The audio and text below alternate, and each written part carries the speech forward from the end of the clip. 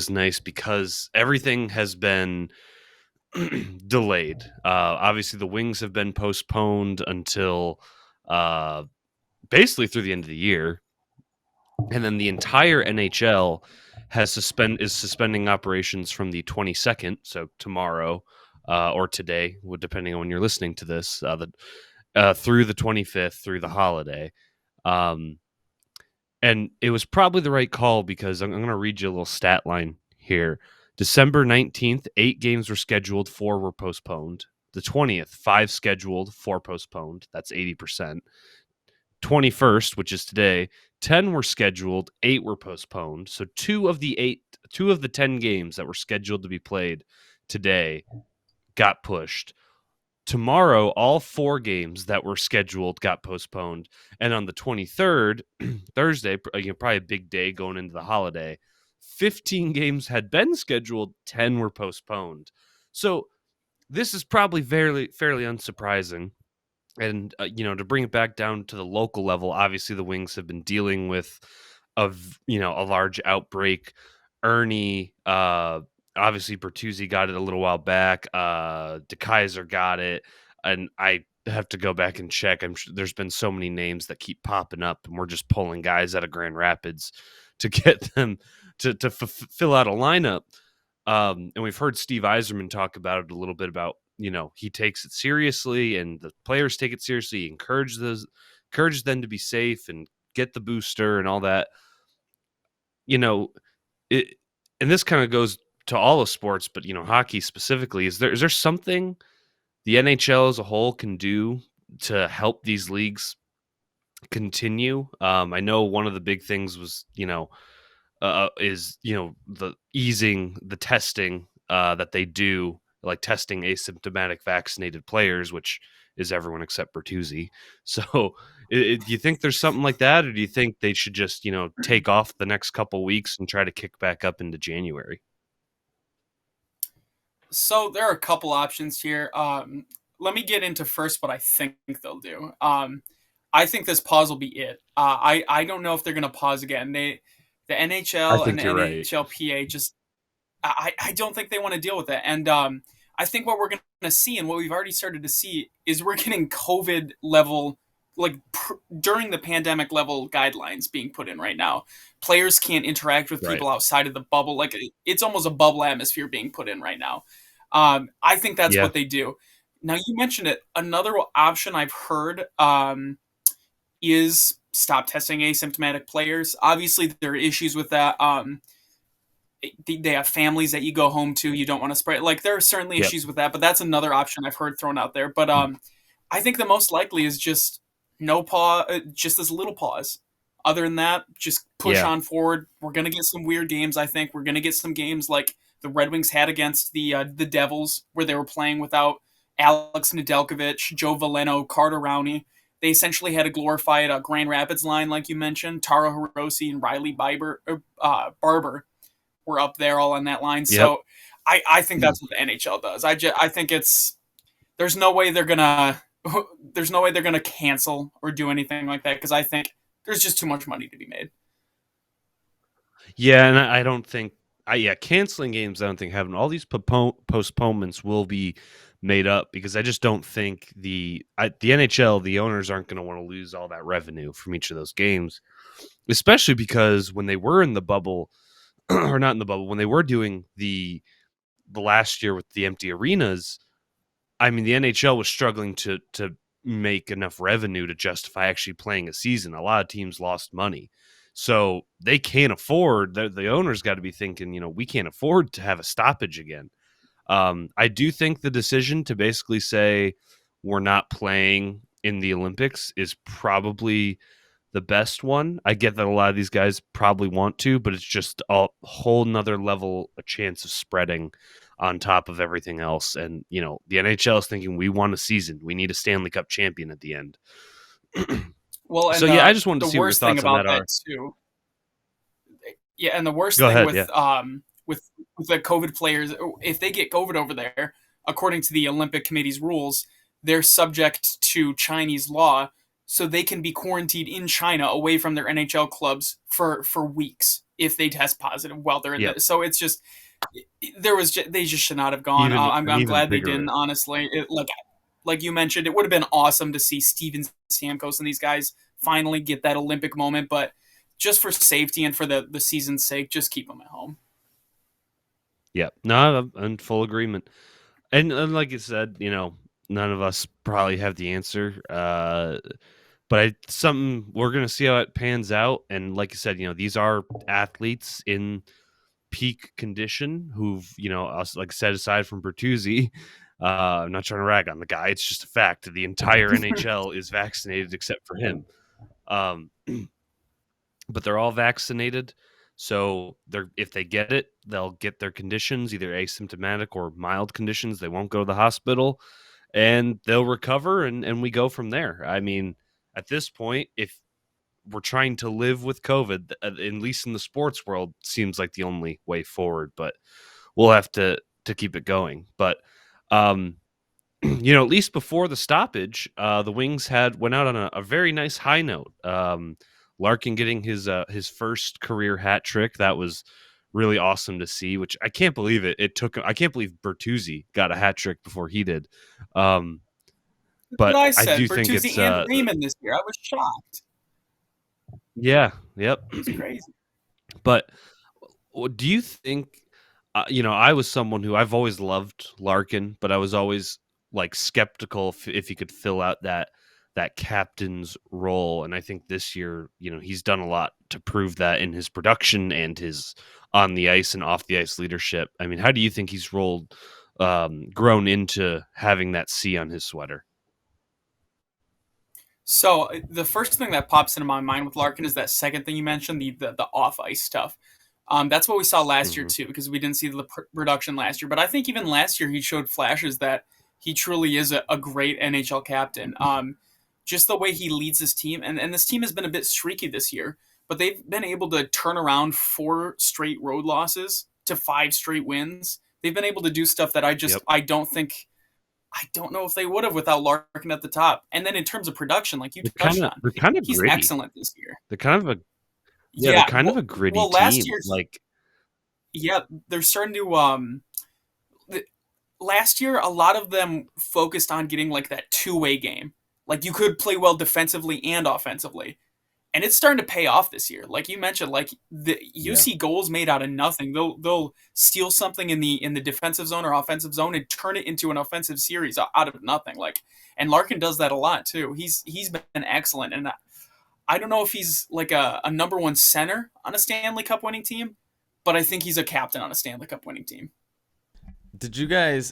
guys actually see the what is it, the viral video that was posted where Larkin crashed With into the the beer? boards and spilled the dude's beer, and he gave him like $20 from this guy or whatever. I don't know, like, again, like you mentioned, like that Which is at LCA is probably the cost of about one is probably about the cost of one beer. So right.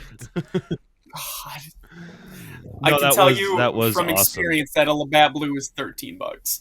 It's so expensive. There you go. Yeah, I would say fingers crossed. I'm going to a game in January. We'll see if it actually happens. If it doesn't get postponed, but Griff, which game are you going to? yeah, it'll be.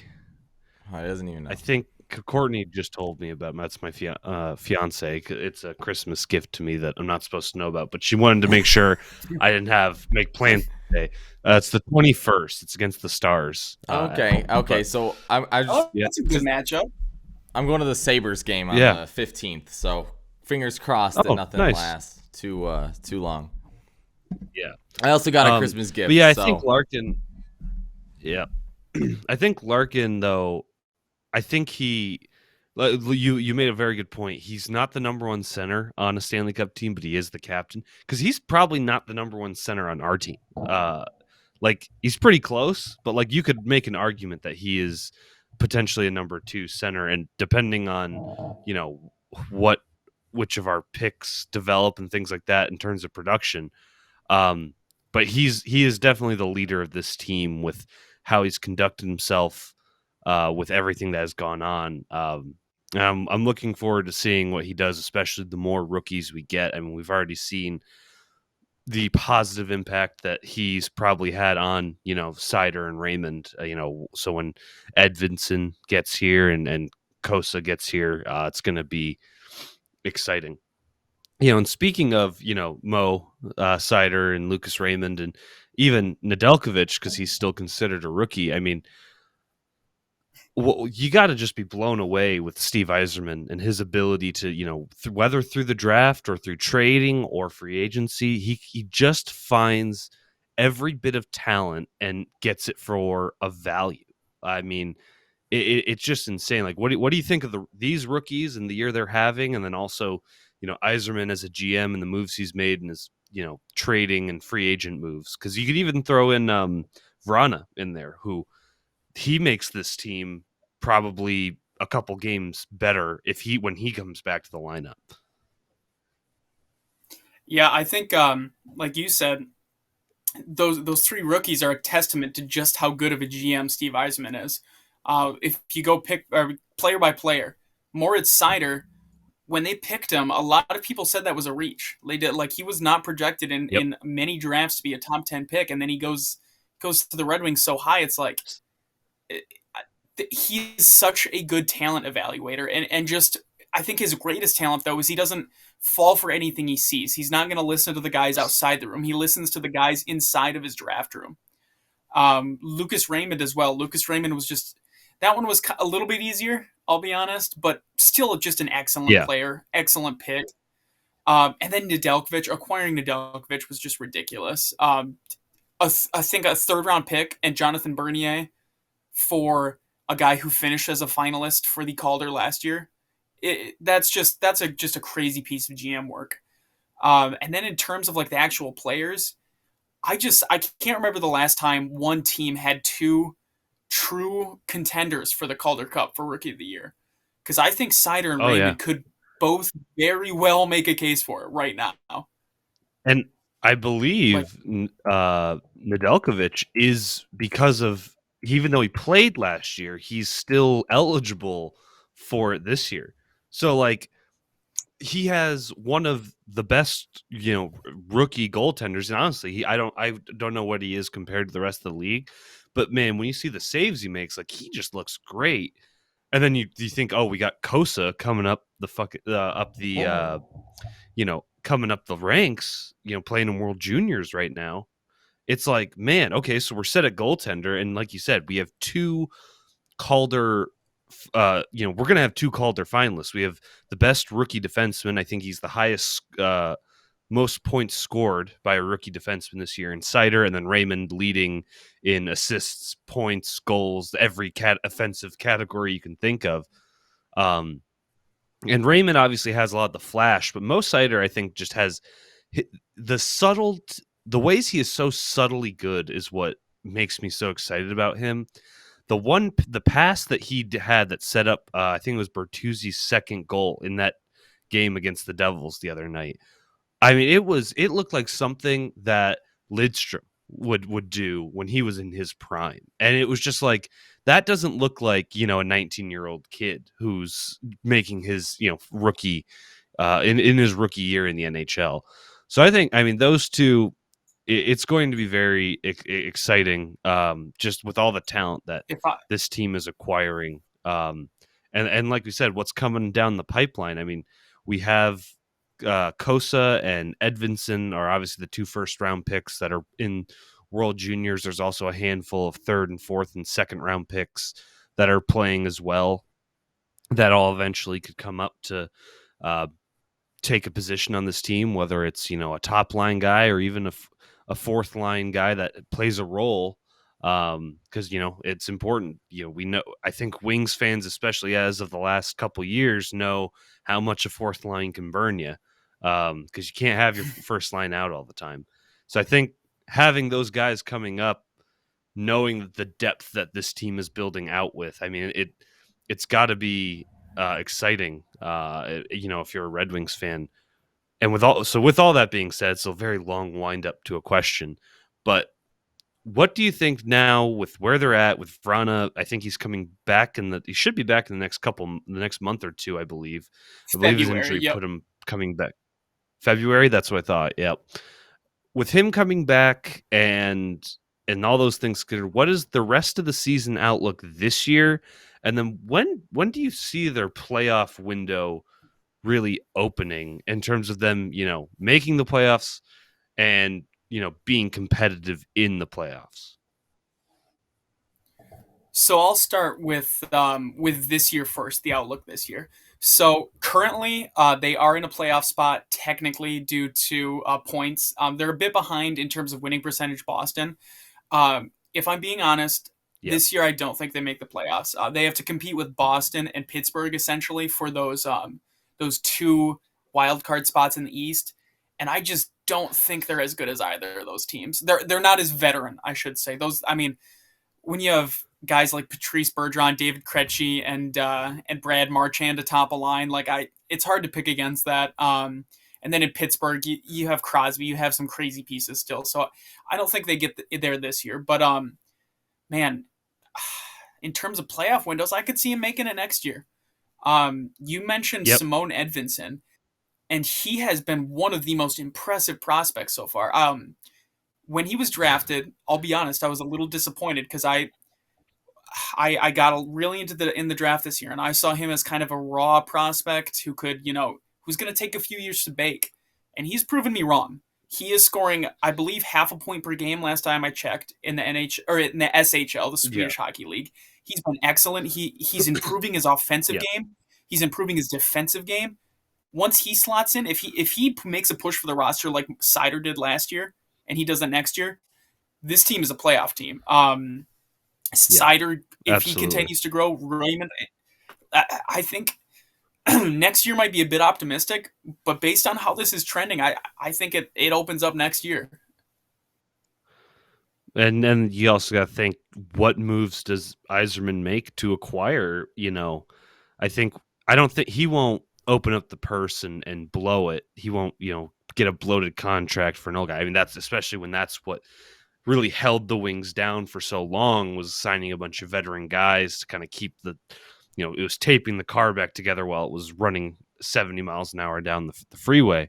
But if there's a guy Yzerman wants in free agency to help them, it's that last piece of the puzzle to make the push. I mean, he'll do it. I mean, it's funny. It's like you said, with Edvinson, you said you were kind of disappointed with it because you thought maybe you want someone else. I've just learned to say, well, Stevie picked it, so he must know something I The don't. Yzer plan. And every single time, because people said it about Mo, and then he turned into the number one prospect from that draft class. And Raymond, like you said, was, sometimes it is just that easy. It's close your eyes and take the best guy there. And Edvinson, it's the same thing where it's like these guys just keep turning into the best players in hockey in terms of, raw prospect and where they're ranked. It's well, I do he's been think it's excellent exciting. even in. He's just been excellent even in like those later rounds. Elmer Soderbloom, a Yep. guy he was picked late, I think like 6th round. He's excellent this year. Now, do I think he's necessarily good NHL prospect yet? No, but he's proving me wrong. William Wallander has had some excellent seasons. He's last season especially. I'm really excited about a couple of the guys they snagged this year. Shai Buium over at University of Denver, Carter Mazur. Some of these, like you were saying, they don't necessarily slot into the top lines, and they're not going to be game-breaking talents, but they're just going to make this team so well-rounded in just a few years. Yep, I'm just exactly. really excited about the future of this team and what he's building. And it's important to have guys in Grand Rapids. Injuries happen. It's next man up. I mean, you hear that in football a lot, but it can apply to any sport, especially in hockey. You need a good taxi team, really, because you never know when a guy goes down. So if you can hit on some, even if, like you said, they're not game-breaking prospects, but they can come and fill a role when needed. I mean, there's a lot of value in that. All right, I got two things to kind of round this out with, because it's the two Red Wings. I think I have the two biggest question marks on. One I'm more optimistic on, and one I'm more on currently. The one I'm more meh on is Rasmussen. What do you make of him? I mean, obviously we've seen some struggles this year. He scored some goals, He's gotten some good, good shots on net and was able to make the most of the opportunities. But I think, we've seen him struggle defensively. And he seems to just he gets the puck bullied off him. He just always seems he can never win those puck battles. And for a guy who's 6'6" and skates, it's like, man, like I expect him to be so much more of, he doesn't have to be an enforcer, but just, someone who can control the ice more. And I just feel like he has not been able to do that. I mean, so what are your thoughts on him? Does he have a place on this team going forward? And what do you think he needs to do to kind of even out that his play? So last year, Rasmussen's been a really big disappointment to me. I'll be completely honest. I've been really disappointed with Yep. how he's played last year, mostly because last year he was taking some major strides. So a player like Michael Rasmussen, who's not the most highly skilled, who's 6'7", just a big guy and an okay skater, what you want him to do is set screens at the net, just be a big body at the net, win battles at the net. So a Nick Leddy or a Almost be Corona like can a rip one Thomas from the blue Holmstrom. line. Yeah, exactly. Yeah, just fill it up at the crease. You want him to be winning individual puck battles. You want him to just bully people along the sides, especially guys who are significantly smaller than him. And then lastly, you want him to be competent defensively. And I think he's only been one of those so far this year. I have not seen him setting screens almost ever. He doesn't seem to be jockeying for position properly at the front of the net. He, like you said, he's getting bullied by guys who are like 5'9". And no offense to my Yeah. short kings, but man, like a 6'7" guy has to win those puck battles. Like he has to get in there and win those, and Absolutely. he's not. Um, and then defensively, he's been okay in his own zone, but in terms of maintaining possession and finishing on chances, he's just been awful. He almost looks scared to have the puck on his stick. He'll get forward, he'll get it on there, and he'll just, except for one play this year, he's whiffed on it. I'm really disappointed. He has another year on contract, and he has looked good the past couple of games. So like, I'll cool down on my. I don't want to say hate because I like Rasmussen, but my heavy criticism, I'll calm down on it for Yep. now. But he's got to really show something the next couple of years, or he's not going to have a role on this team. And even at best, I think a role Yep. with him is a fourth line center. Yeah. No, I'm I'm in pretty much full agreement there. And the thing with Steve Yzerman, I mean, really, unless he drafted you and unless your name's Dylan Larkin because he's the captain, if he thinks you're not producing and he can get a value for you in terms of draft capital or another player like similar to the Mantha Vrana trade, because honestly, I think with what we got for out of Vrana and the Mantha thing there, like Mantha was never meant to be a top line guy, whereas on the Capitals, I think he flourishes much better. And Vrana coming here is honestly a very replaceable player. And I think if Rasmussen gets that same point, if we're at a point next year and there's a team that needs a fourth line center who's trying to make a run, I would not be shocked at all if Stevie moved him to get something. I don't think he'll get a first rounder by any means, but if he can get a third round pick for him or something along those lines. I mean, it is a starting center on your fourth line in the NHL. It's not cheap. I think he'll do it. So we'll see. Obviously, I always root for the guy. I obviously want the players on our team to be the ones who work out so we can, it's one step closer to winning a cup again. But we'll have to see what happens with Big Rass. The other player I want to talk about, and this is the one I'm more optimistic on because I think he plays very, very well. He he can't get lucky to save his life. Like it's getting to the point where I feel bad for him, and it's Philip Zadina. I was ecstatic when they drafted him. I loved I'm going to fill their pucks with their nets with pucks. Comment on draft night for all the people that passed on him, and I think he plays. I think he plays really well. Like he makes some I think he can make some really, really good moves with the puck, and he's got a shot. Like he can be a sniper. He just hasn't been able to bury a goal. And it's to the point where it's comical because with people are pulling up the analytics, and for him to have the string of luck he's having with the amount of quality shots on net that he's had and to not score, he's like 7 goals below the average based on how many quality shots on net he's gotten and taken. So this lead back around to the question, do you think Zadina gets it together? Is he just in kind of a bad luck dry spell?